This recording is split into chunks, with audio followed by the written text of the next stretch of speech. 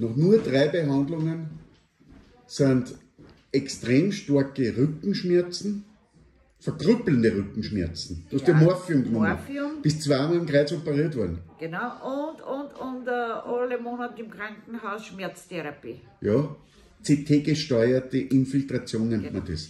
Hast du gehabt. Ja. So über seit 2015 bis 2024, oder was? 2023? 23. Und seit 2023, nach 3 Behandlungen mit dieser Petros-Methode, mit der transkraniellen Hirnstimulation, bist eigentlich, kann man sagen, schmerzfrei. Schmerzfrei. Ich brauche nicht einmal Nichts mehr. Melinax, nicht einmal ein Schmerzmittel. Gar nichts. Und hast gestern im Garten, Ich habe gestern im Garten das ganze Unkraut, meinen Garten sauber gemacht, ich habe Blumentöpfe gehoben, ich habe alles gemacht. Meine Mama ist daneben gestanden und hat Bett für dich, danke, dass ich danke, schmerzfrei danke. bin. Ich brauche viel mehr Gebete. Bitte, ich brauche viel mehr Gebete, sagen das. Ja. Weil ich brauche mehr Gebete. Er hat gesagt, das gibt's nicht. Da habe ich alles ertragen müssen und dir nachrennen müssen und jetzt? Und jetzt für Instagram machen wir sozusagen quasi eine gemeinsame Aufnahme.